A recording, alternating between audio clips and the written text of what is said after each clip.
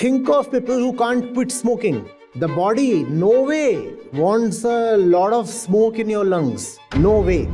Ask the body. The body will say, I hate it. But the ego wants the smoke.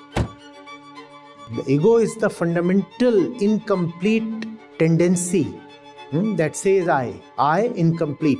Think of somebody who blows himself up for the sake of ideology.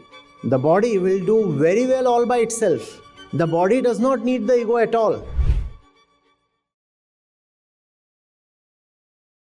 Namaste, Acharya Ji. I'm Sudeep. I'm listening from Bangalore. Been with the Gita community for 2 years, and again, just want to thank you and the foundation for how much benefit that you brought to me and other people around me as well. So thank you. So, question came up while you were speaking. I think some of it got answered. So I just like to. It's a little bit basic, but there's a little bit something that trips me up a little bit. So one of the things that you said was, the ego doesn't serve any purpose. Right? It doesn't do anything. There are instruments like the body, the senses, the mind that do everything. What does the ego really do? But my understanding so far was that ego is just something that has evolved over time. It's been animals. It's come to us as well. But we have a very strong one. We have a very sort of desperate ego. And it does its job of self-preservation. Like it preserves the body and it tries to propagate the body. It's just some sense within us that does that.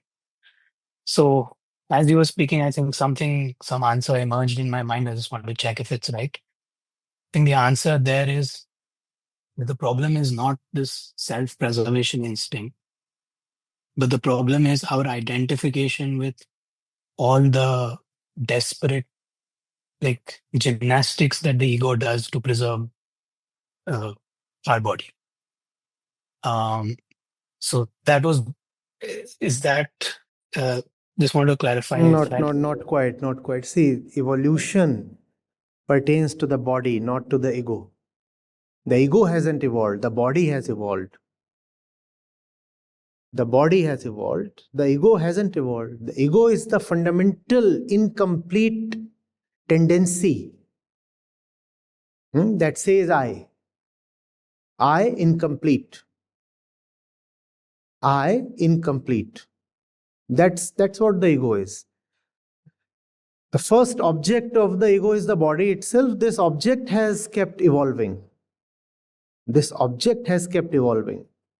When it comes to self-preservation, the object knows how to take care of itself. And the fundamental concern of ego is not the preservation of the object, but the preservation of the subject. And these are slightly different, can be vastly different in many cases. Slightly because the ego's first identification is with the body. So, self-preservation for the ego then translates into preservation of the body. But there are a lot of instances when the preservation of the body, the welfare of the body, is compromised by the ego for the sake of its own preservation. So, the ego and the body have to be seen as two. Most of the times, you will find that the ego is interested in preserving the body. But there are also other instances when the ego says even the body can be sacrificed for the sake of ego preservation. Think of somebody who blows himself up for the sake of ideology. Yeah. Think of people who can't quit smoking. Think of someone who knows very well what junk food does to the body and still keeps consuming. Now the body does not want junk food, but the ego is identified with titillation. The body does not need titillation. The body does not need something delectable, delicious. The body needs only nutrition and fuel. But the ego being complete, it needs excitement. And therefore it craves spicy food. The body does not crave for spicy food. The ego does. The body wants only food. Only food. The body, no way, wants a lot of smoke in your lungs. No way. Ask the body. The body will say, I hate it. But the ego wants the smoke. So, for the ego, even the preservation of body is negotiable. What's fundamental is the preservation of ego itself. Though the body being the first object of the ego, most of the times you will find the ego interested in defense of the body. Most of the times, but not always. However, for the defense of the body, the ego is not needed at all. So the ego destroys the body when it is interested in its own preservation, and the ego destroys the body when it is interested in the preservation of the body. Either way. This way or that way, the ego does no service to the body. The body does not need the ego at all. The body will do very well all by itself. When you are asleep, the ego goes dormant. The ego too goes into some other state, right? And all your physical functions, they continue. The body does not need the ego. In fact, just as you have control, volition over what you eat, suppose you, as ego, also had control over how you would digest it. Think of the consequences. It is some kind of existential mercy that you cannot control your heartbeat or lung function or intestinal function. Therefore, all that proceeds relatively smoothly. We can mess up only with what we eat or what we breathe. But once the thing goes in,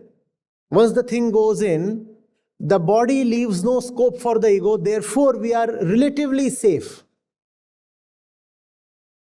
Had we had some say in how the food passes through the stomach and the intestines, think of the kind of stupid games we would have played. Think of it. The body does not need the ego. The body will happily and healthily choose the food it needs, the air it needs. Remove the ego, and the body will quickly drift away from a polluted area. Because the body hates pollution.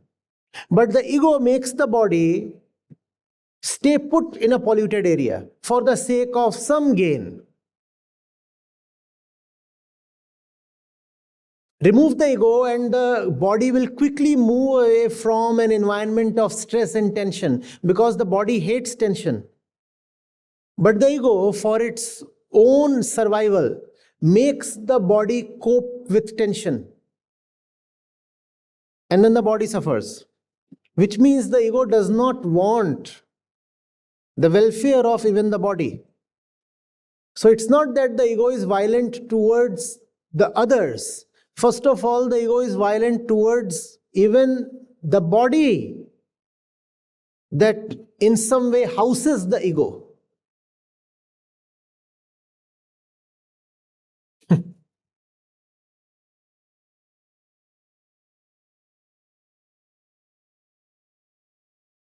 This is what faith is. Faith is not about trusting some Lord up in the heavens. Faith is about saying, I don't need to be present. It will be better off without me. That's faith. Things will be better off in my absence. When the ego declares that to itself, that is faith. I can allow myself to flow in the right stream, not in the stream of unconsciousness, in the stream of realization. I can allow myself to flow without caring for consequences. That's faith. Since animals do not have, as you said, that kind of ferocious ego, therefore it is very difficult to feed an animal something that would destroy its body. Unconsciously, it might take in something, fine. Cows, for example, take in plastic. But it's not plastic that they want to eat. The plastic inadvertently makes its way along with the food. So that's another case. Otherwise, you cannot feed, for example, flesh to a cow. You take meat to a cow or a buffalo or a goat, it would just refuse. Because the body knows its welfare.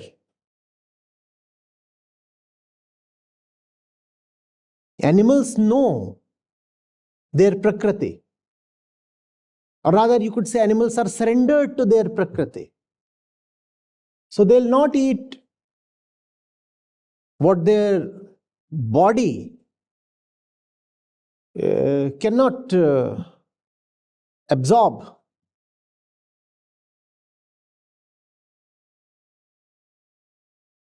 Birds will not stay awake after sunset.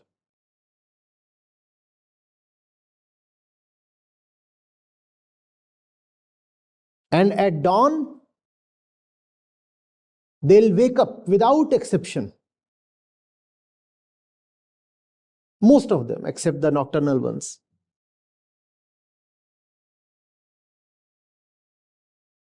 The body knows what to do. Because the body is part of a bigger system.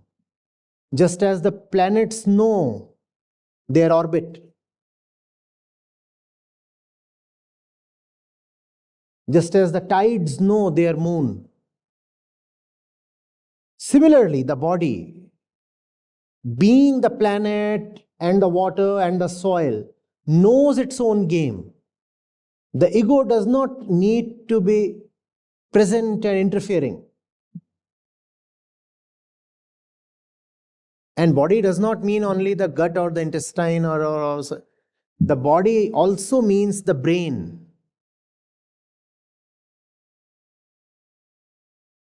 The body means your entire system. So you can think without the ego. You can decide without the ego. You can see and realize without the ego. In the mightiest of your functions, in the deepest of your acts as a human being,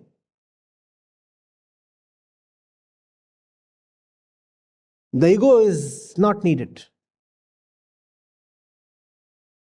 Not just in eating, walking, sleeping, but even in writing, painting, driving, speaking, conducting research.